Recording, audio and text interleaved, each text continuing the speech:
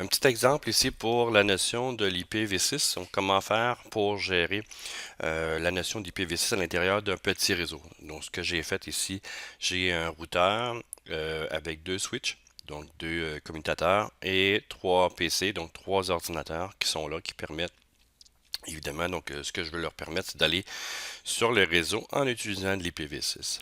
Ce qu'on peut déjà faire ici, regarder à l'intérieur des ordinateurs et voir la configuration. On peut voir déjà là que bon, il y a une partie IPv4 qui est au-dessus ici et j'ai une partie IPv6 qui est en bas.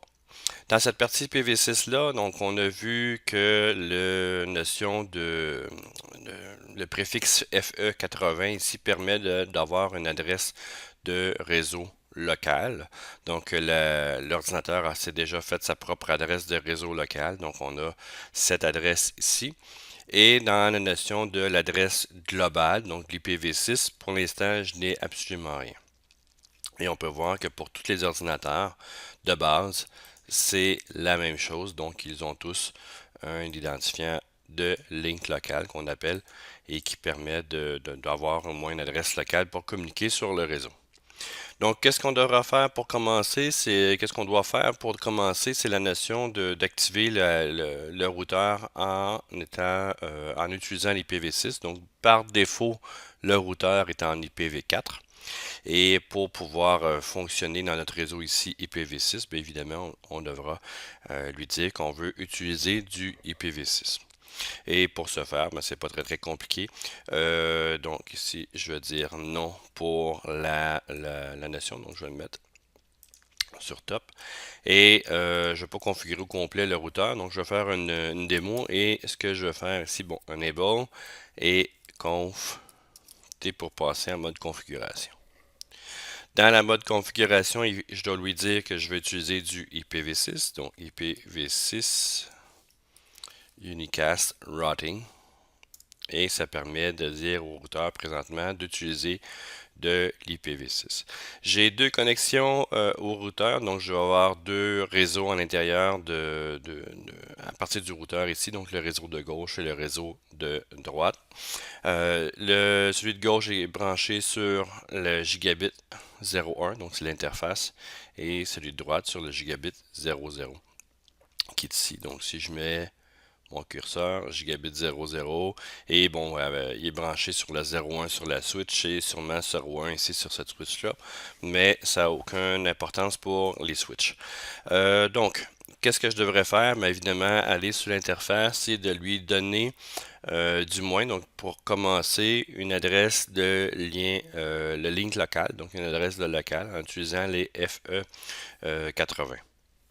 Donc, ce que je devrais faire ici, c'est de faire comme d'habitude, donc d'aller sur l'interface, donc un INT G01 par exemple, et je suis sur l'interface de gauche. Et qu'est-ce que je vais faire là-dedans?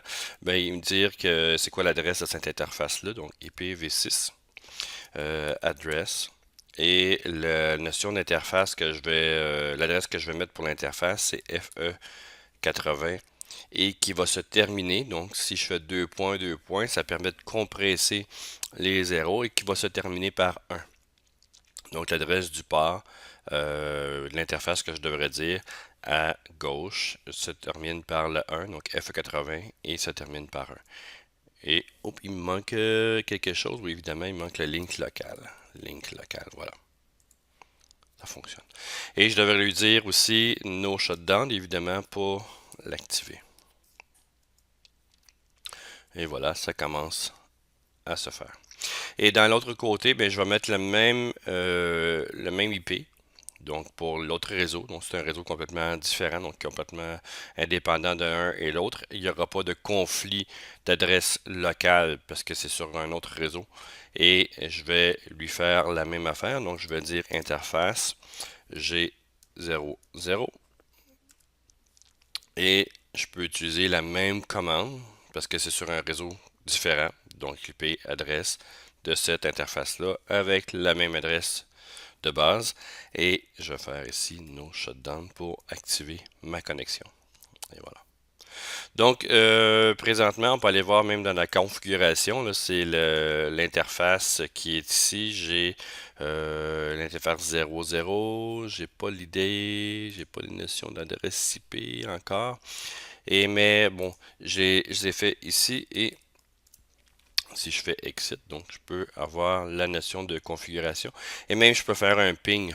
Donc évidemment, si on utilise la notion, ça ne devrait pas fonctionner. Donc si je fais cette notion-là, ouais, ben évidemment ici avec la notion de d'élément vers ceci, donc il me dit qu'il n'y a pas de port fonctionnel, mais c'est normal parce qu'il n'y a pas d'IP global qui sont mis. Donc, dans les éléments-là sont juste sur le lien local. Ce que je peux faire, par exemple, c'est d'aller dans cette partie-ci, dans la commande prompt, de faire ping FE80, oups, 2.2.1. Et je suis capable de faire un ping sur le routeur ici. Et ça devrait être la même affaire sur l'autre. Donc, ici, ping FE80 2.2.1 et voilà. Donc, dans la notion du lien local, j'ai accès aux informations parce que j'ai configuré le routeur avec le lien local directement, donc sans trop de problème. On peut même voir aussi que je peux faire un ping sur... Donc, je vais regarder ici. J'ai le lien local pour cet ordinateur-là que je vais copier.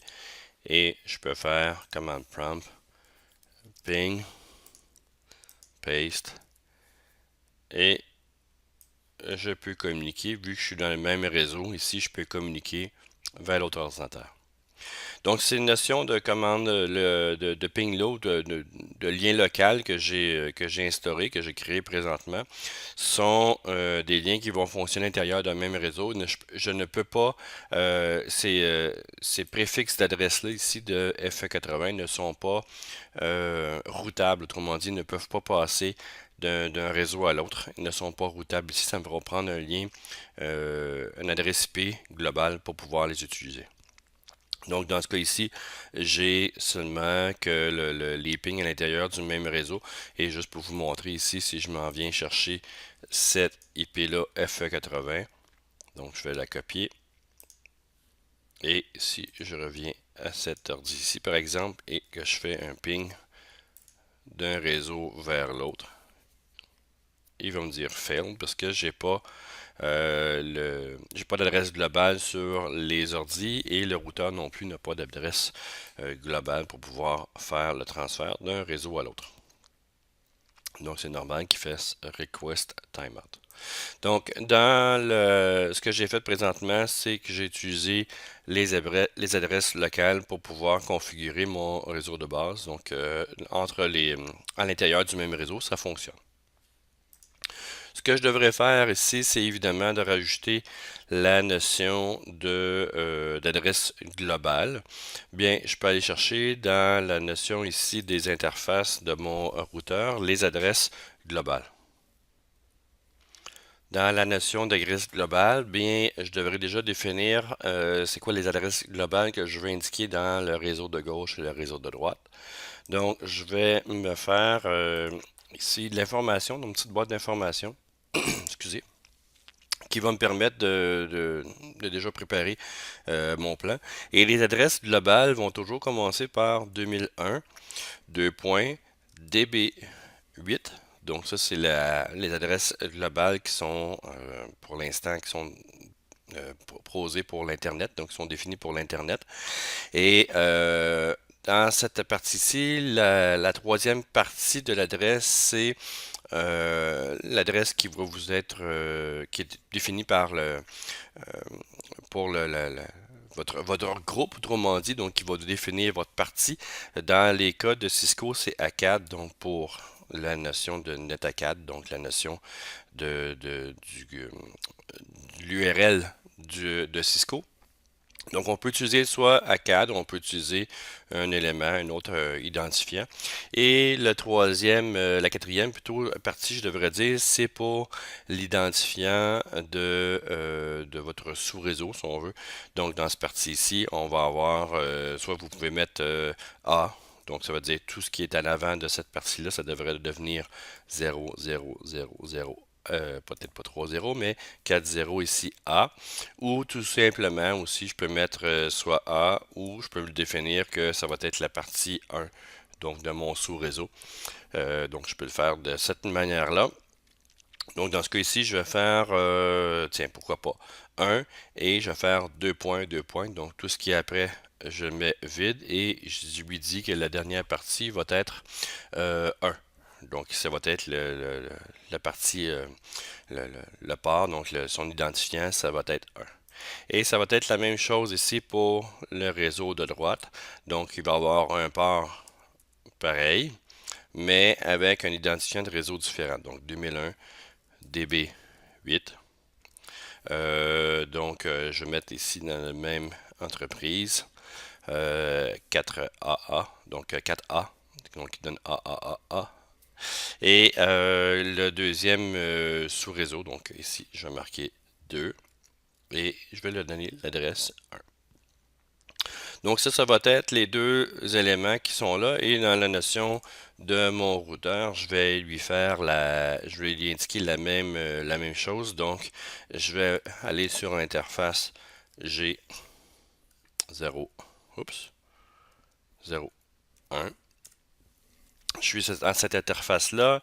Je vais lui dire ici IPv6, donc adresse. Et je vais lui rentrer donc 2001, 2 points, DB8, 2 points. Donc c'était dans le 01 ici. Donc AAA, ça ne changera pas grand-chose pour ceci. Dans le réseau 1, 2 points, l'adresse 1. Et je mets toujours le masque aussi de 64 bits, donc la moitié de l'adresse IPv6 complète, parce que l'adresse IPv6 complète, c'est 128 bits. Il manque quelque chose ici. Voilà. Dans la deuxième interface, bon, j'ai pas besoin de mettre no shutdown parce que c'est déjà fait. Je vais changer d'interface pour marquer le G00. Donc, celle de droite. Et je vais rentrer à peu près la même chose, sauf que il faut que je change ici pour le réseau 2. Voilà. Et ça devrait être fait.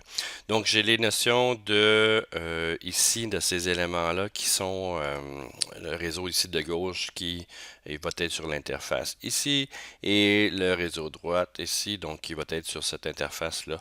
Donc, tout ce qui change ici, c'est le nom du réseau, donc du sous-réseau, donc le 2 et le 1. Dans ce cas ici, ce qu'on peut faire dans les notions d'ordinateur, donc dans les PC, bien, je peux configurer soit de manière statique l'information, donc soit que je rentre de manière statique ou je mets autoconfig. Autoconfig, autrement dit, ce qu'il va faire, c'est qu'il va aller se chercher sa propre adresse globale en regardant c'est quoi la notion du sous-réseau qui est lui attribué. Donc, on a le réseau ici 2001 DB8 AAA1. Donc ça va bien. Et il a été chercher la suite pour pouvoir se faire un masque global. Et on a aussi la notion de 64 et donc toujours le gateway, donc FE 80. 2.2.1, donc autrement dit le link local, le lien local pour le routeur ici. C'est la même chose pour les PC1, donc on a accès à autoconfig et ici sur le desktop, autoconfig. Donc, il y a leur adresse sont déjà faits. Ce que je peux faire, bien évidemment, je peux aller chercher, je peux pas aller copier l'information qui est là. Et si vous regardez 240 BFF FE 6A 953, c'est la fin de mon élément après le sous-réseau. Donc, ce que je peux faire, c'est de copier ceci et je vais aller faire un ping. Donc, je peux faire un ping de cet ordi-là, ici. Donc, je peux faire un ping. Et pour faire un ping, ben, sur une adresse globale, 2001 DB8, CAAA. Et à partir de ceci, ça va être le réseau 2, 2 points. Et là, je peux aller coller le restant. Et si je ne me suis pas trompé, voilà. Donc, je peux faire un ping de ces deux éléments-là. Et je peux même faire la même chose pour cet ordi-ci. J'ai la fin, donc C20C, CFFF, FE, ainsi de suite, là. Donc, je vais aller chercher, copier cet élément-là. Et je connais le début donc de ce réseau-ci. Et ce que je vais faire, bien évidemment, si je ne me suis pas trompé, ça va être dans cette partie-ci, voilà, de cet ordinateur à, excusez-moi, de cet ordinateur-là à cet ordinateur-ci. On va voir si ça fonctionne avec l'adresse IP globale en IPv6.